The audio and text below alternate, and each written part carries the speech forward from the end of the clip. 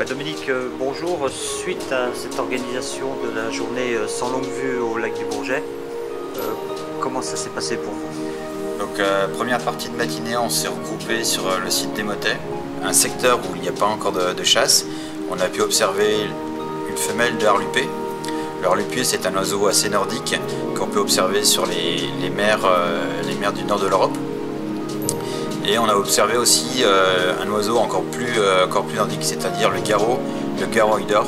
Il y avait 6 individus, c'était assez exceptionnel puisque d'habitude c'est des oiseaux qui sont plutôt au nord du lac, sur la baie de Conjou. Et bien sûr, vu qu'on était assez courageux, parce que pour tout vous dire, on était sous la pluie battante, on est parti à la baie de Grésine. La baie de Grésine, c'est une baie avec une anse. Et au fond de cette anse, il y avait dans un immense attroupement de nêtres, il y avait à peu près 500 nêtres. Il y avait un oiseau qu'on appelle la râle boréale. La râle boréale, c'est un oiseau assez nordique, c'est on va dire un canard marin. En France, il y a à peu près une cinquantaine de sites qui peuvent l'héberger en hiver. Et cet hiver, au lac du Bourget, on a la chance d'accueillir un oiseau qu'on a pu déterminer comme un mâle de premier hiver.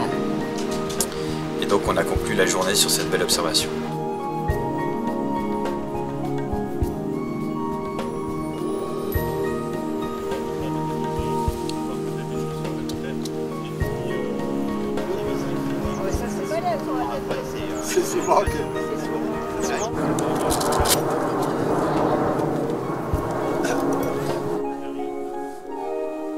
Donc en fait, vous avez juste devant vous, pendant toute la mer, vous avez un tas de branches négligemment posées. En fait, c'est ni plus humain que la hutte du castor. Et vu qu'ici c'est un endroit où il n'y a aucune chasse, en fait, des fois en période estivale, il y a le castor qui est sur le dos en train de manger les morceaux des saules. Et à côté, il y a des gens, il y a du monde et tout. Tout se passe très bien. Tout se passe très bien.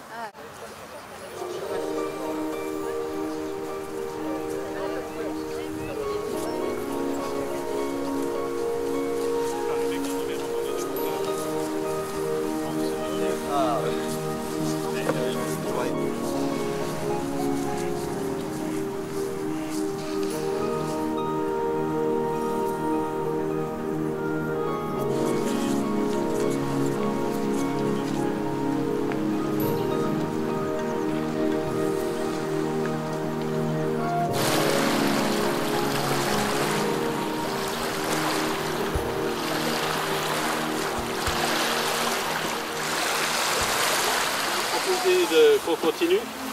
Vous avez vu, ils ont mis des grillages pour éviter. D'ailleurs, pourquoi il est attaqué pour qu'il tourne par là et pas de l'autre côté? Je veux dire, ce qu'il faut retenir, c'est que l'hiver, les oiseaux changent de comportement et deviennent grégaires. C'est-à-dire que les oiseaux ils se voient en trop. Alors qu'au printemps, on va dire, ils sont plus indépendants. Mais après ça, toutes les combinaisons sont possibles.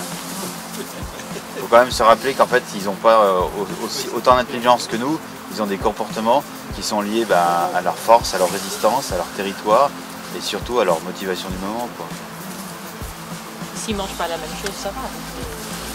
Les oiseaux, l'hiver, ils changent d'alimentation. Tous les oiseaux qui sont, on va dire, qui sont insectivores, les oiseaux qui restent, les mésanges, l'hiver, elles sont plus insectivores. Hein.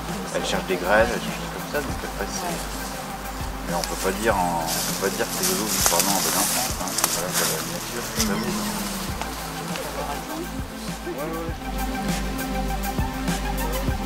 Voilà, on va dire un reptile qui avait disparu.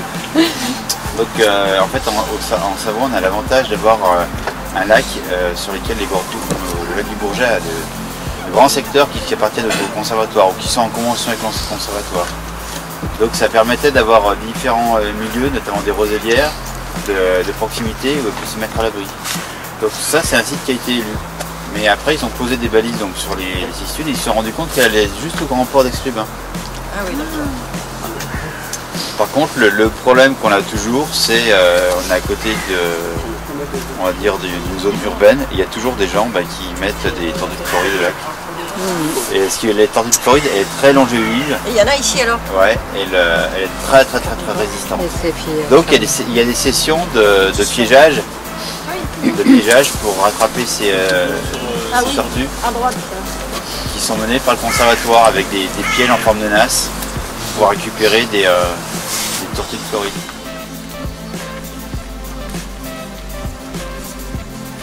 Le reste de l'année, après, il y a des grands secteurs en Allemagne, en Hongrie, où il y a des butors. Et même en Suisse, sa technique de chasse, c'est vraiment observer ce qui se passe juste dans les environs immédiats de sa tête. C'est-à-dire qu'il se tend à l'horizontale sur l'eau et en fait il guette ce qui se passe autour. Mais Le héron. ouais, alors que le héron en fait il va dire il va être au-dessus en fait le héron. Le héron il va observer par le dessus, alors que lui en fait il va vraiment être la tête à 10 cm de la surface de l'eau. Voilà, mais grosso modo, la présence du héron on va dire c'est des milieux humides mais aussi des arbres. Alors que le butor c'est vraiment le marais dans son excellence. Alors le blongeau c'est le même milieu, sauf que c'est beaucoup plus petit. Et alors là c'est la chose inverse, c'est-à-dire qu'on a le butor l'hiver et on a le blongeau en période estivale. Les oiseaux qui vont arriver et qui ne connaissent pas le site, donc ils vont être suspicieux et qui vont être plus enclins on va dire à être nerveux. Les autres oiseaux se demandent mais pourquoi il est nerveux, s'il est nerveux c'est qu'il y a quelque chose. Et au bout d'un moment on va dire ils vont s'auto-exciter, ou non, vous avez tout d'un coup 200 oiseaux qui s'envolent, mais pour rien. Il n'y a pas eu de prédateur, il n'y a pas eu de menace. Bah, c'est une déviance du phénomène, on va dire, de la paranoïa. Le phénomène de la rumeur. Comme quoi ça arrive aux oiseaux aussi. Ça arrive aux oiseaux, effectivement.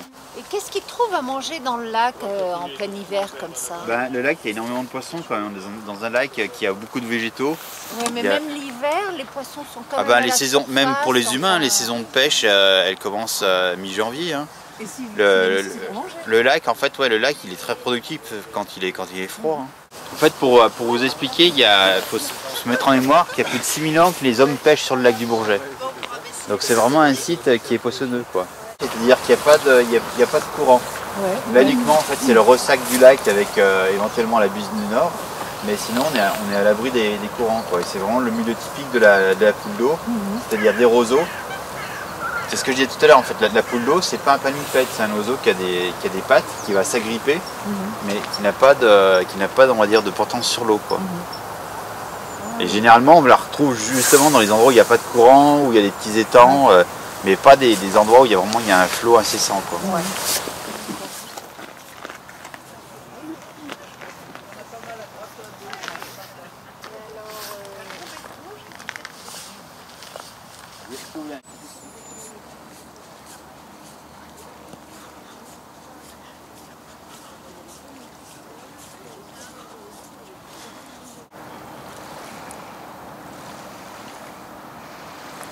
Plus pour s'ouvrir la vue sur la Roselière, Ouais.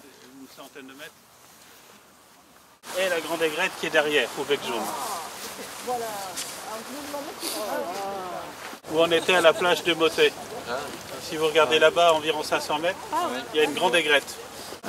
Mais grosso modo, je pense que les oiseaux qu'on a là, oui, c'est vraiment des oiseaux qui viennent du centre de l'Europe, quoi. Ouais. Après, il y a même eu des passages d'oies.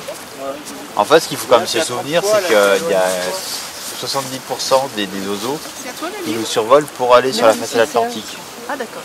Et en fait, ici, c'est un peu déségaré, c'est-à-dire qu'ils ne sont pas allés jusqu'en Camargue, ils sont arrêtés entre-temps, ou alors ils ont commencé à hiverner un peu plus au nord, et puis après, le froid les a fait descendre légèrement, quoi.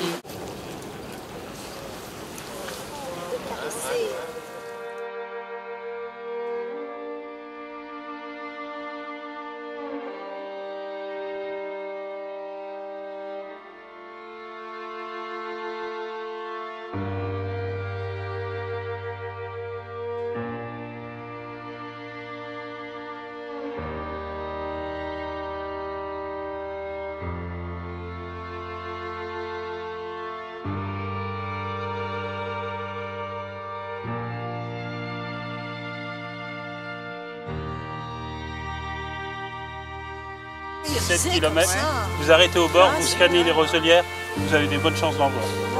C'est, j'allais dire, l'endroit le moins difficile pour la voir en France. Redis-nous L'étang de Scamandre.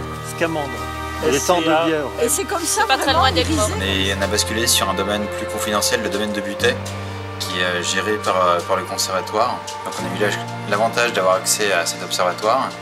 On a pu observer donc, les oiseaux qui se camouflaient derrière les îlots. Parce qu'en fait il y a 2 îlots qui permettent aux oiseaux de se cacher de la houle et du vent.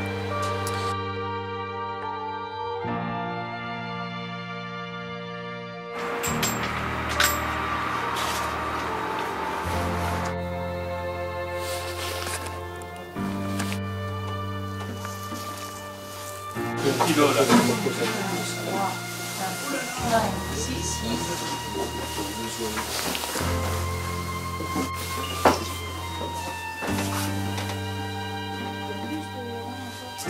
j'ai un A.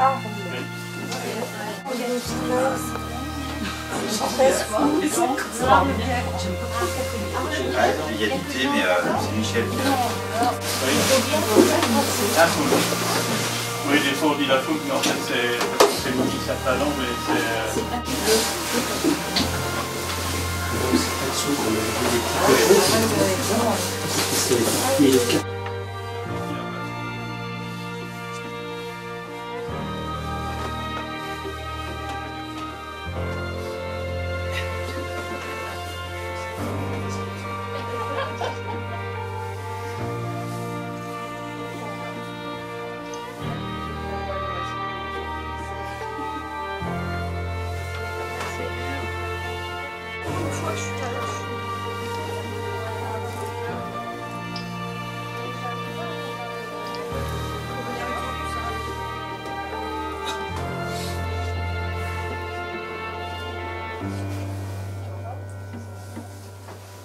Partant de là, on a fait bien sûr un tour à l'inévitable l'étang des Aigrettes. L'étang des Aigrettes, c'est un site qui est ouvert 24 h sur 24, sur lequel vous avez 2 tourelles d'observation, qui est un étang, c'est pas le lac, c'est un étang qui est alimenté par une station de pompage. Il y en a plusieurs.